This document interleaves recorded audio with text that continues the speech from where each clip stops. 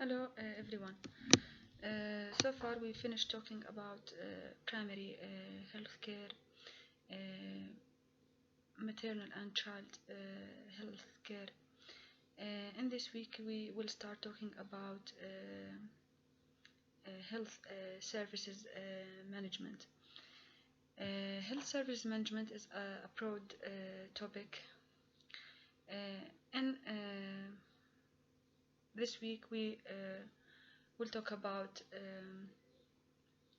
two aspects related to health service management. Mainly we will talk about management and motivation. There are several theories of motivation that can be used and applied in healthcare management. And we will talk about another key aspect in healthcare management, which is strategic planning in healthcare. Before we start talking about management and motivation and the definitions of motivation and other aspects related to this aspect,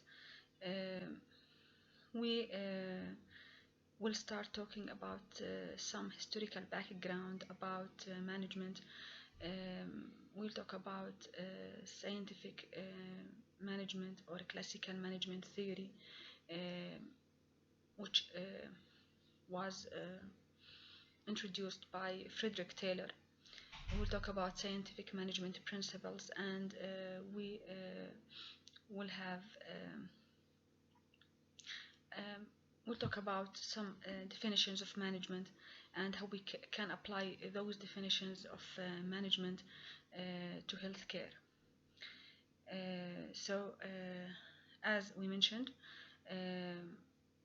we will talk about some historical background about management, and we will talk about some definitions of management. Then we will start with our main topic, which is management and motivation, and start to talk about motivation theories in this lecture and in the next lecture. And in the last lecture we will talk about strategic planning in healthcare.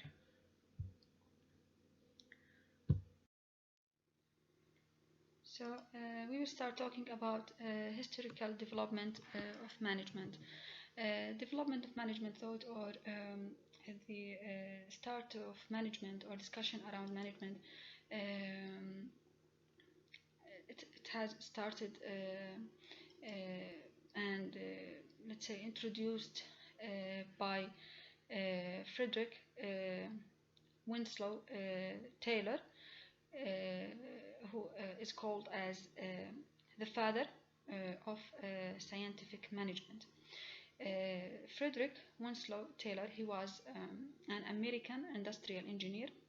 He was interested and working on improving. He was working on improving the industrial efficiency, and we will talk about these concepts throughout the lecture about health service management, and we'll talk about the efficiency and how it's different from effectiveness, as both two terms are important concepts in the field of health care management, where by healthcare managers need to consider both concepts and provision of healthcare services to patients. So as you can see, Frederick Winslow Taylor was called as the father of scientific management, and what you need to know that management also has developed since the time the word came into existence, and whenever group efforts are necessary to achieve anything, there is a need for management. So as we will see when we will talk about the definitions of management, the management, it's all about getting things done, but an important element also, or aspect, and the management is getting things done by people and through people. So as you can see here in the slide, whenever group efforts are necessary to achieve anything, there's a need for management, and we will talk about that more in details when we discuss the functions of management, different functions of management.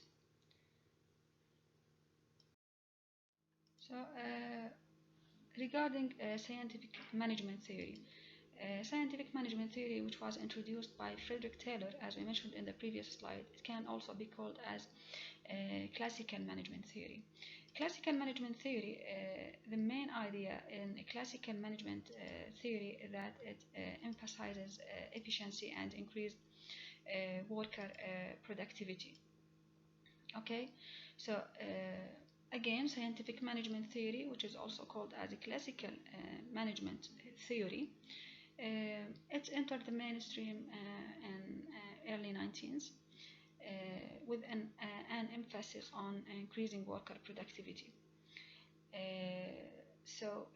According to Taylor, who was the founder of the scientific management theory or classical management theory, rather than scolding employees for every minor mistake, employers should reward workers for increased productivity. And also, Taylor introduced a clear vision for the division of labor depending on responsibilities and rank. Okay, so there are several principles that the scientific management theory, or there are several principles for the scientific management theory. Firstly, the leadership of the company, let's say, should develop a standard method for doing each job using a scientific management. Also, the workers, according to scientific management theory or classical management theory, should be selected for a particular job based on their skills and their abilities. Also, work should be planned to eliminate interruptions in work.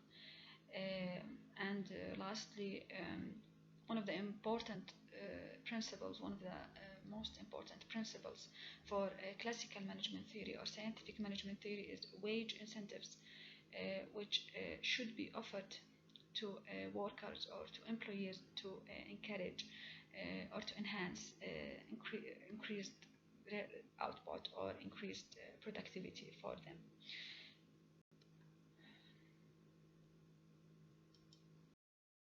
So, what are the principles of scientific management theory? Firstly, using scientific methods to determine and standardize the one best way of doing a job. Secondly, a clear division of tasks and responsibilities, high pay for high performing employees, and a hierarchy of authority and strict surveillance of employees. So, how we can apply the scientific management theory principles that we have already mentioned in the workplace? There are several ways that these principles can be applied in the workplace. Firstly, let's say by analyzing work processes. So you can determine, for example, the most efficient way of completing a task by experimenting with several different methods to find out which method takes the least amount of time and fewest steps and least effort to complete and to accomplish. So scientific management takes these findings and standardizes the most efficient way of doing the task. Okay? And retraining their employees as required based on this analysis. Secondly, the scientific management theory also can be applied in the workplace by defining and delegate tasks. So instead of assigning one employee to do a variety of tasks or complete a project from start to finish, managers can break up complicated projects also by assigning employees to one specific task. This will allow the employee to become efficient at completing their part of the project. Okay? So the next step is assigned to the next employee until the project is completed. So this is another way that the scientific management theory principles can be applied in the workplace by defining and delegating of tasks.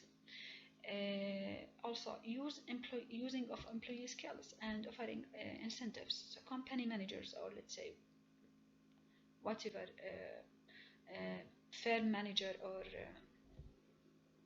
workplace manager should strive to recognize employees' skills and assign employees to take best suited to their talents and their skills so that they can be as productive as possible. Okay, so managers can establish goals for productivity and provide, let's say, bonuses or incentives to high performing employees who consistently meet or exceed the predefined goals. Okay. Also, managers can evaluate employees' performance and can provide them feedback by conducting a performance review on a regular basis. Also, the scientific management theory can also be applied or work in the workplace by establishing a professional hierarchy, ensuring that each employee understands what's expected of them and who to report to can help define workplace hierarchy. So employees without supervisory rules should answer to their supervisors. Supervisors should report to company managers who answer to the company directors. Okay, the manager's primary role is to establish the work process and spend their time training employees, planning and overseeing work, while employees follow manager direction and completing tasks. So the role of managers, let's say in the scientific management theory or in the classical management theory, is controlling and planning. Okay, so again, we need to stress on these three principles of scientific management theory, which is using scientific method to determine and standardize the one best way of doing job, the best efficient way of doing a job, clear division of tasks and responsibilities, providing incentives for or offering incentives for high performing employees, and establishing a hierarchy of authority and strict surveillance of employees by their managers and supervisors. Okay.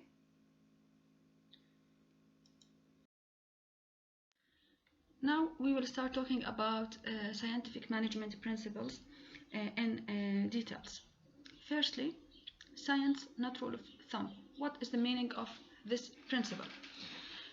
This principle means that in order to increase organizational efficiency, the rule of thumb method should be replaced by the methods developed through scientific analysis of work.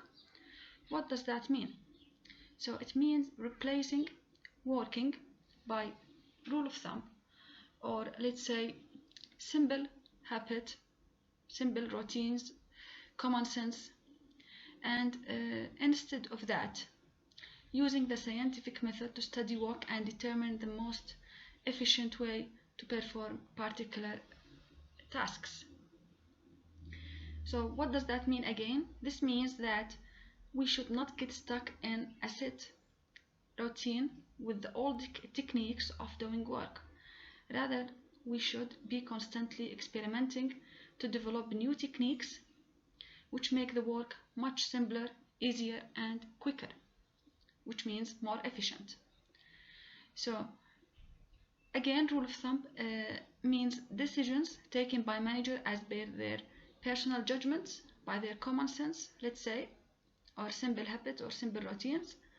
So according to Taylor, who is the father of scientific management, as we already mentioned, for every work there is only one method of doing it, which can be ascertained by logic and not with the help of hit and trial method.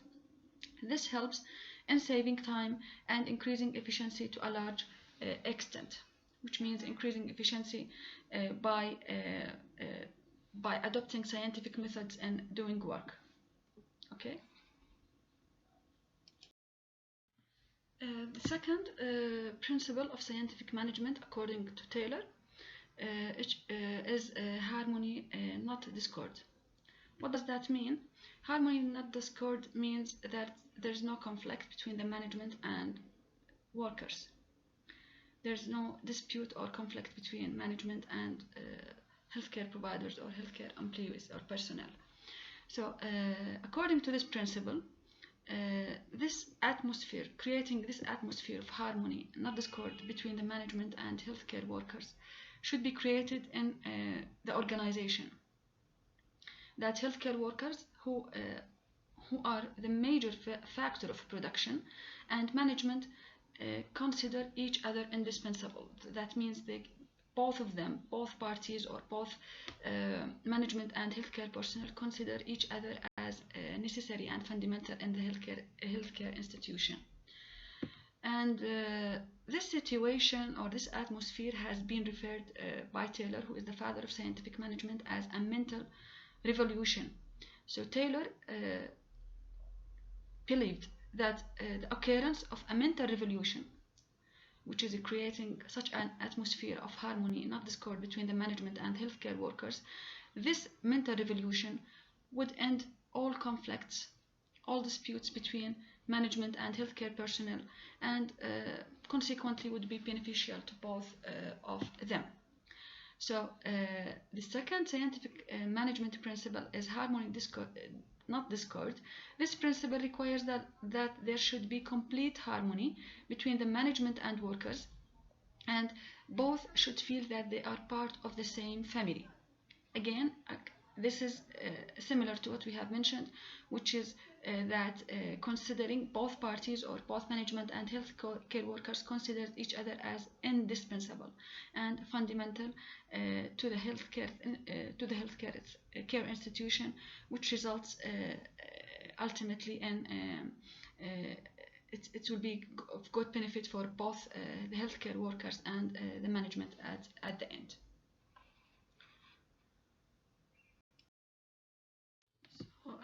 The third principle of scientific management is cooperation, not individualism. Cooperation means acting jointly, or a union towards achieving the same result. This principle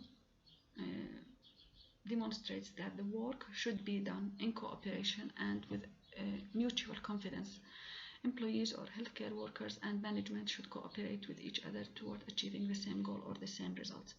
So, according to this principle, all the activities done by different people must be carried on with a spirit of mutual cooperation. Taylor has suggested that the manager and the workers should jointly determine standards. This increases involvement and increases responsibility, and in this way we can expect miraculous results from their work.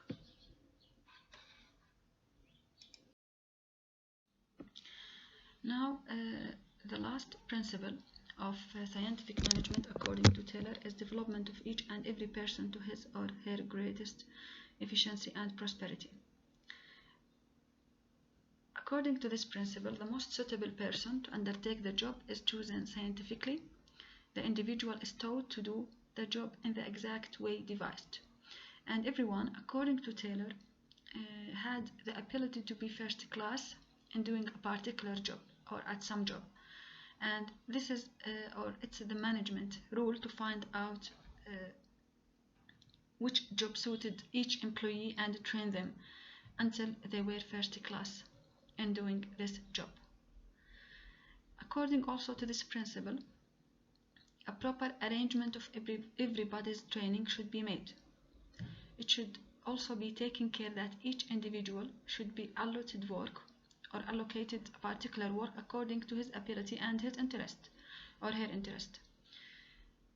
So such a caring attitude would create a sense of enthusiasm among the employees and a feeling of belongingness to the institution or healthcare or the institution that they are working in. So the last principle stands for the development of workers through trainings in order to learn the best methods developed through the use of scientific approach. So again, to sum up, the scientific management principles include that each part of an individual work is analyzed scientifically and the most efficient method for undertaking the job is devised. the one best way of working. This consists of examining the implements needed to carry out the work and measuring the maximum amount of a first-class worker could do in a day. Workers are then expected to do this much work every day.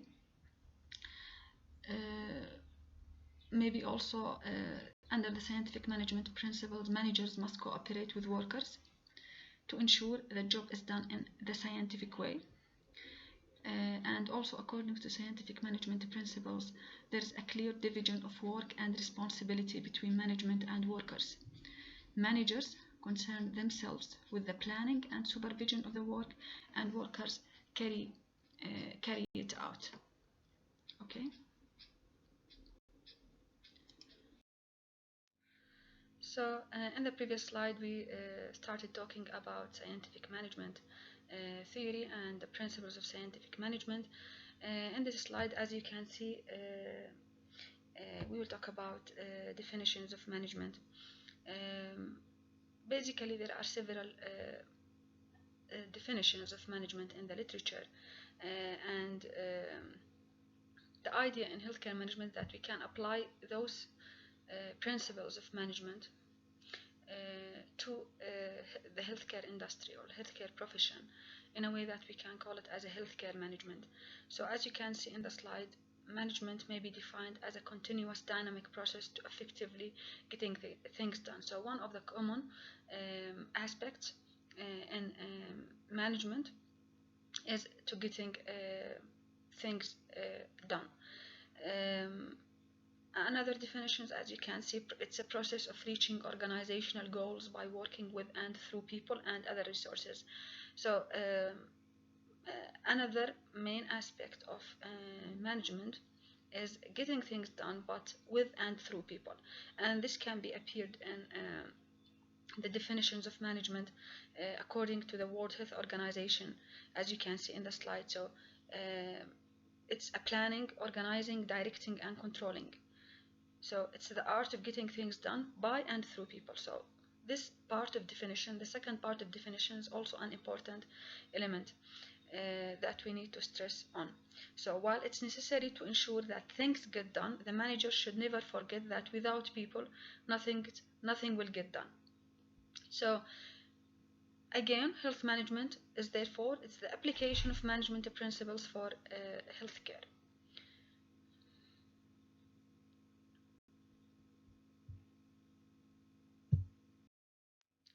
So now we will start with our main topic in this lecture. After we have some historical background about management, and we identify the definition of management. So now we'll start talking about management and motivation. We will talk about definitions of motivation, what is the difference between motivation and engagement. We will talk about motivation theory, and we will start with the motivation theory in this lecture, and we will continue talking about motivation theories also in the next lecture.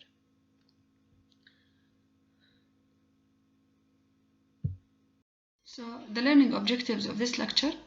By the end of this lecture, you will be able to frame the context for understanding the concept of motivation, particularly who and what motivates employees, distinguish the concept of engagement and its relationship to motivation, offer insights into reasons why motivation is important, recognize historic fundamentals of motivation, and also provide an overview of the different theories of motivation. There are several theories of motivation that you will be aware of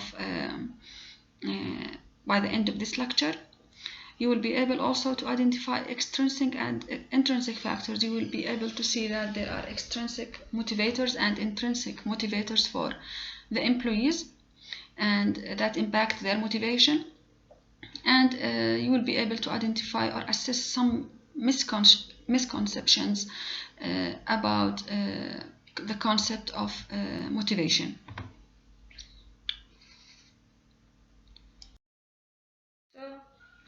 Managers are continually challenged to motivate a workforce to do two things. So this is in any firm or any company, not only in the healthcare sector. Managers in various sectors are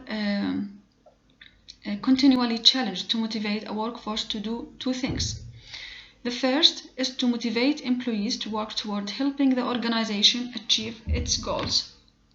The second is to motivate employees to work toward achieving their own personal goals. So you need to be aware that there are two challenges that are confronted by managers in general. Firstly is to motivate employees to work toward achieving the objectives of their organization and to achieve their own goals.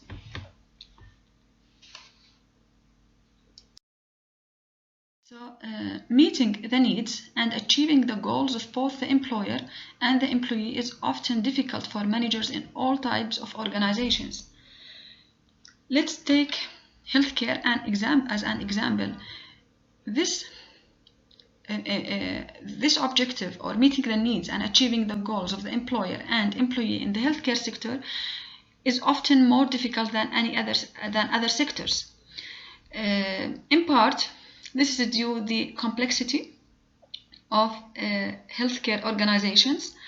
It also may be due as a function of, or it's maybe due to the wide range or wide array of employees who are employed by or work collaboratively with healthcare providers in delivering and paying for healthcare. So the types of workers who run this wide array of providers in healthcare, they are range from highly trained and highly skilled technical and clinical staff members such as physicians and nurses to relatively unskilled workers. So to be successful, healthcare managers need to be able to manage and motivate this wide array of employees.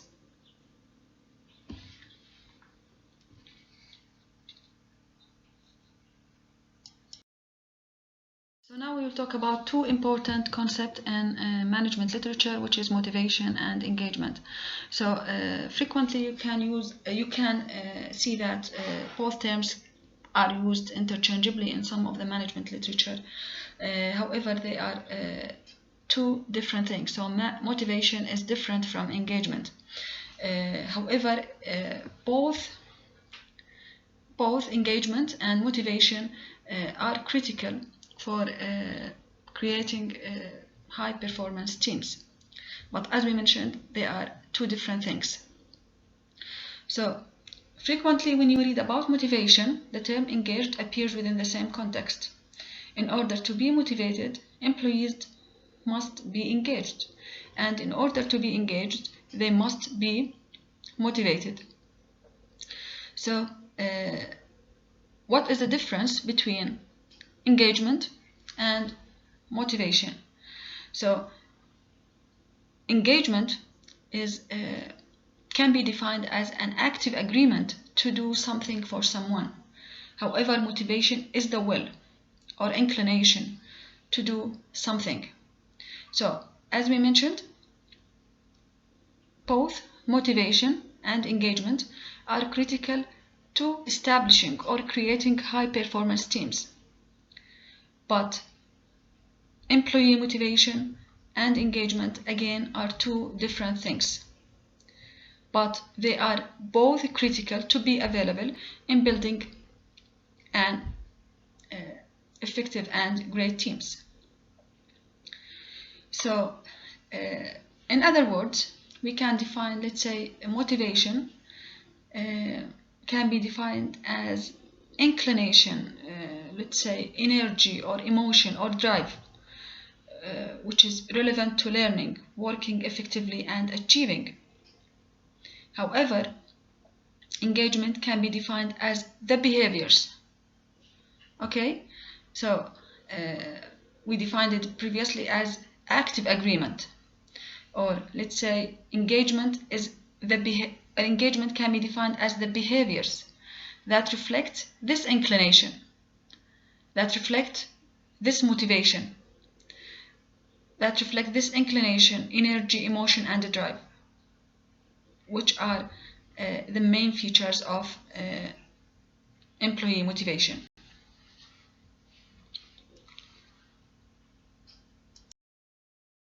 As evidence from the literature regarding engagement of employees, Gallup interviewed or conducted a study in 2010 and interviewed more than 1.2 million employees at more than 800 hospitals. The objective of research was the objective of this research was to understand what engaged healthcare employees look like. The finding of this study showed that engaged healthcare employees are more productive, are more focused on patient care and treatment, are safer, and are loyal to their employers.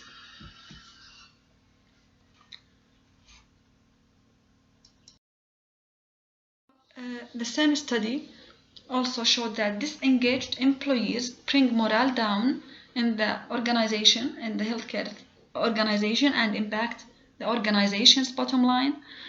Also, according to Gallup, within the US workforce, more than $300 billion is lost in productivity alone in disengaged employees, and the top performing organizations recognize that employee engagement requires motivation and is the driving force behind organizational performance and outcomes. So again, motivation is the driving force behind organizational performance and outcomes.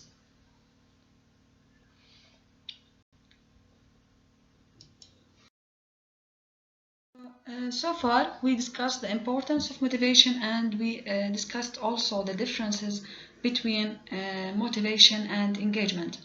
So now, what is the meaning of motivation? According to Webster's New Collegiate Dictionary, a motive is something, a need or desire that causes a person to act. Motivate, in turn, means to provide with a motive, and motivation is defined as the act or process of motivating.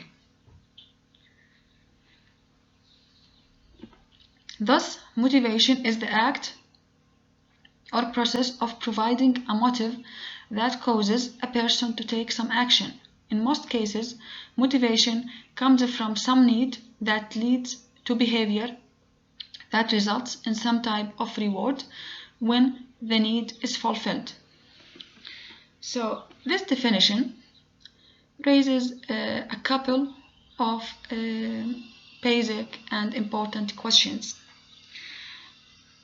What are the rewards, and who motivates employees? And we will discuss those points in the coming slides. So, based on the definition that we provided in the previous slide, we mentioned that this definition raises two basic questions about motivation. What are the rewards, and who motivates employees? What are rewards? Rewards can take two forms. They can be either intrinsic, or let's say internal rewards, or extrinsic or external ones. So the rewards that are related to motivation, according to this definition, can be either intrinsic or extrinsic rewards, or let's say extrinsic or intrinsic motivators, and we will talk about these rewards throughout this lecture. So, intrinsic rewards are derived from within the individual. For healthcare employee, this could mean taking pride and feeling good about a job well done, providing excellent patient care. So, this is an example of intrinsic rewards. However, extrinsic rewards pertain to those reinforcements that are given by another person, such as a healthcare organization giving bonuses to teams of workers when quality and patient satisfaction are demonstrated to be exceptional. So you need to understand what is the difference between intrinsic rewards and extrinsic rewards, and those can, both of them can play a role in employees' motivation.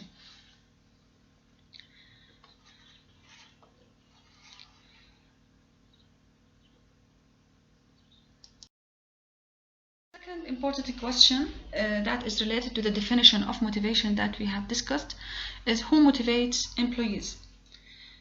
While rewards may serve as incentives and those who give rewards may seek to use them as motivators, we mean by them the external rewards, the real motivation to act comes from within the individual, which is the intrinsic or internal motivators.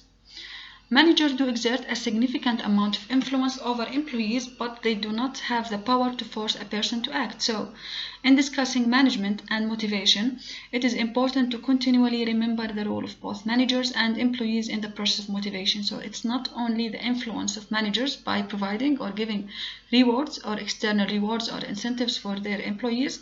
However, it's also related to the role of individual or the drive, or let's say the inclination of the employee to do his or her job. So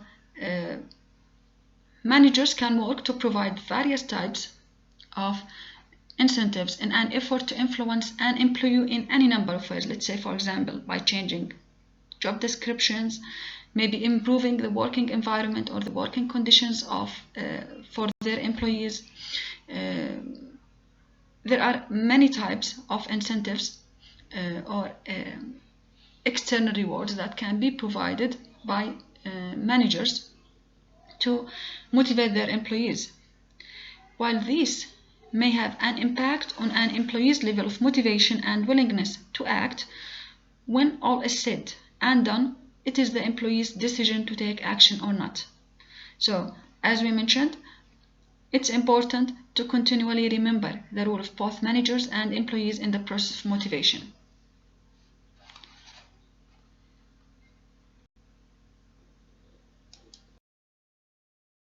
The other important question is that, is everybody motivated? Managers frequently assume that employees are motivated or will respond to inducements from managers. While this is perhaps a logical and rational approach from the manager's perspective, it's not always the case. The majority of employees do in fact want to do a good job and are motivated by any number of factors. However, others may not share that same drive or high level of motivation. So there are some employees who are motivated by other things, motivated such as, for example, such as family, school, hobbies, or any other interests.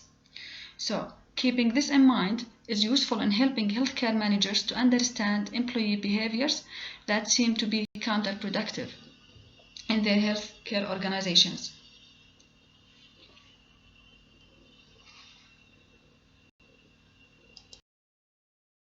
The question is why motivation matters.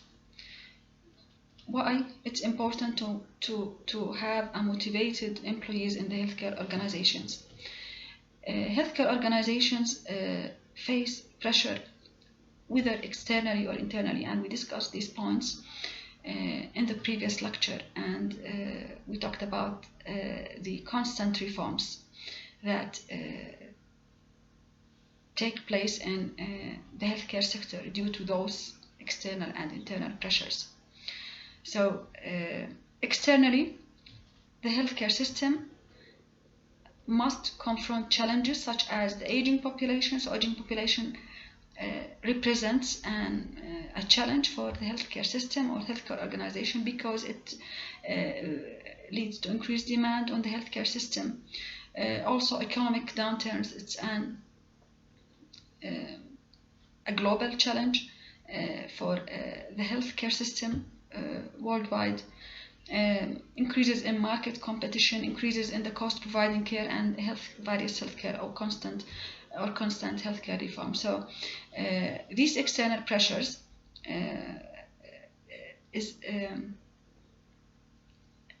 required from the individuals or the employees, and facing these external pressures need to be motivated.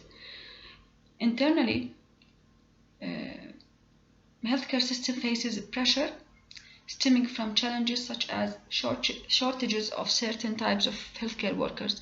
So it's also a global problem shortages or deficiency of healthcare workers such as nurses, increasing accreditation requirements, which increase the workload of the healthcare or healthcare providers or healthcare workers inside the healthcare organizations.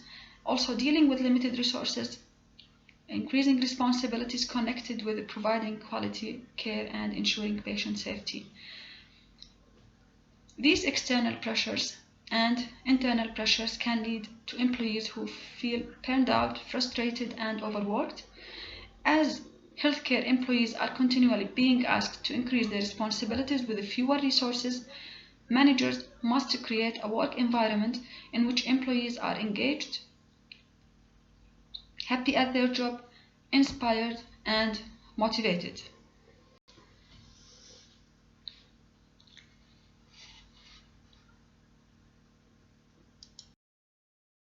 Importantly, people or employees spend approximately 1/3 of their lives at work, and managers need to recognize that the workplace is one of the most important aspects of a person's identity.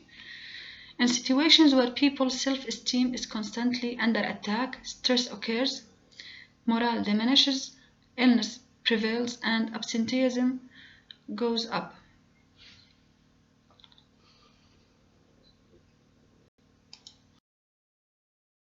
So, additional reasons why motivation matters include employees who are motivated feel invested in the organization, they are happier, work harder, and are more productive, and typically stay longer with an organization. Managers who understand employees' job-related needs experience a higher level of motivated behavior from their employees. A motivated and engaged workforce experiences better outcomes and provides an organization with a competitive edge to successfully compete and be viewed as a dominant force in the market.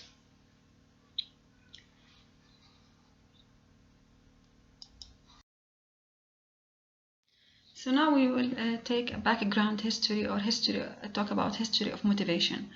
So motivation is not a new concept. Approximately 2,500 years ago, Athens rose to unparalleled political and economic power and allowed the citizens to become active in civic governance. So those engaged, those motivated, participative citizens helped to build a great first Greek empire on those days. Fast forward to more recent times, we can continue to identify the historical significance of motivation. So, for example, in 1890, empirical psychologist William James identified aspects of motivation and its relationship with intrinsically motivated behavior. Then, in 1943, psychologist Clark Hull published his famous drive theory. According to this theory, Hull believed all behaviors to be connected to four primary drives, which are hunger, thirst, sex, and avoidance of pain.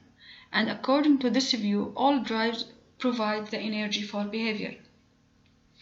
Research into human behavior started being recognized in the workplace in 1940, by which researchers recognized that people are motivated by several types of varying needs, not only in the workplace but also in their personal lives.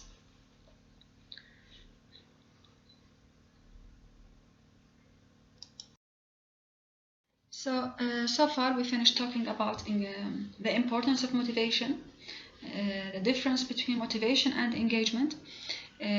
We also talked why it's important to motivate people, especially in healthcare organizations or healthcare institutions. We also discussed some historical background regarding motivation. Now we'll start talking about theories of motivation. Psychologists have studied human motivation extensively and have derived a variety of theories about what motivates people. So what you need to know that there are various theories for motivation.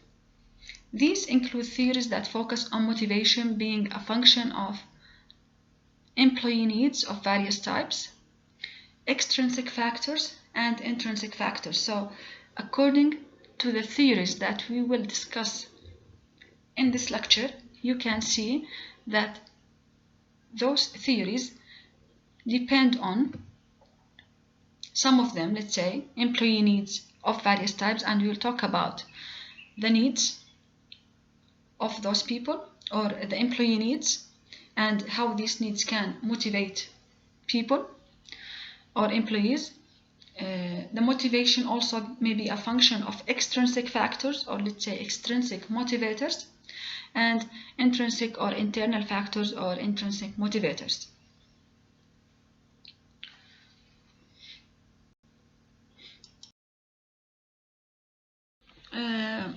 As we discussed in the previous slide, that motivation theory based on different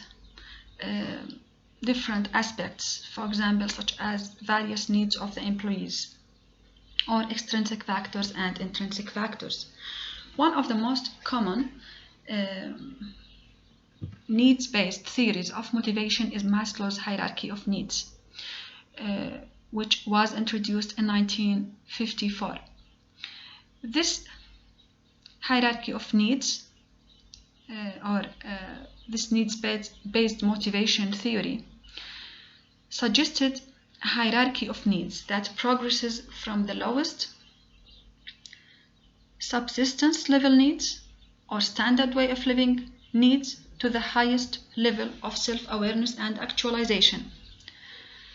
Once each level has been met through this hierarchy of needs that has been postulated by Maslow, the theory is that an individual will be motivated by and strive to progress to satisfy the next higher level of need. What are the 5 levels in Maslow's hierarchy needs theory? Firstly,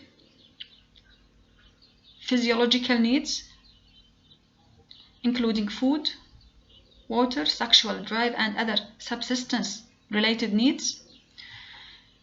Safety needs, including shelter, a safe home environment, employment, a healthy and safe work environment, access to health care, money, and other basic necessities.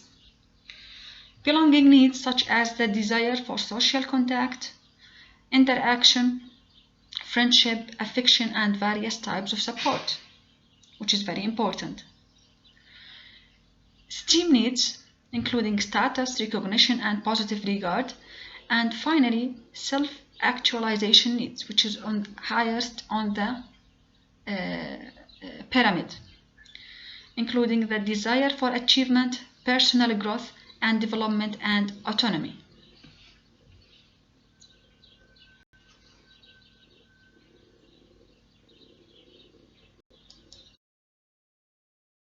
We continue talking about needs-based theories of motivation, Maslow's hierarchy of needs. The movement from one level to the next was termed satisfaction progression by Maslow, and it was assumed that over time individuals were motivated to continually progress upward through these levels. While useful from a theoretical perspective, most individuals do not view their needs in this way, making this approach to motivation a bit is unrealistic.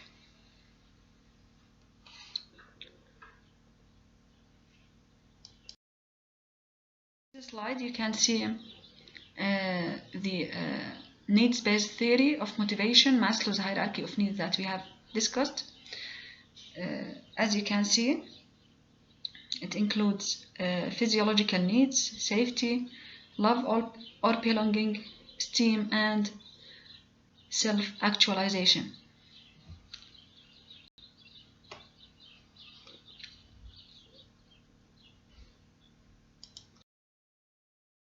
The second needs-based theory is Alderfer ERG theory, which is, let's say, derived or based on Maslow's hierarchy of needs theory.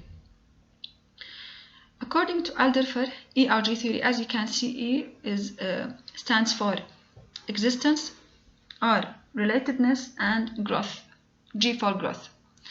So the 3 components identified by Alderfer in 1972 in his ERG theory drew upon Maslow's theory, but also suggested that individuals were motivated to move forward and backward through the levels in terms of motivators, which is one of the differences between Alderfer ERG theory and Maslow's hierarchy of needs theory. And this principle, as you will see later, that it's called as the frustration regression principle. So the Alderfers reduced the 5 elements or 5 needs in Maslow's hierarchy of needs theory into 3. So firstly, this theory combined the physiological and safety needs into one level and gave it the name of existence. The second one, or the third belonging needs in Maslow's theory was given relatedness according to this theory.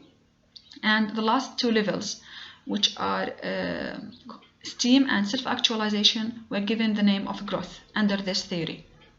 Okay, so by this way, or in this way, Alderfer reduced Maslow's hierarchy of needs theory from 5 basic or from 5 needs or 5 levels into 3 levels. Alderfer also, as we mentioned, added frustration regression principle, which postulated that individuals would move in and out of the various levels depending upon the extent to which their needs were being met, which is also a difference between Alderfer ERG theory and also Maslow's hierarchy of needs theory that we discussed previously.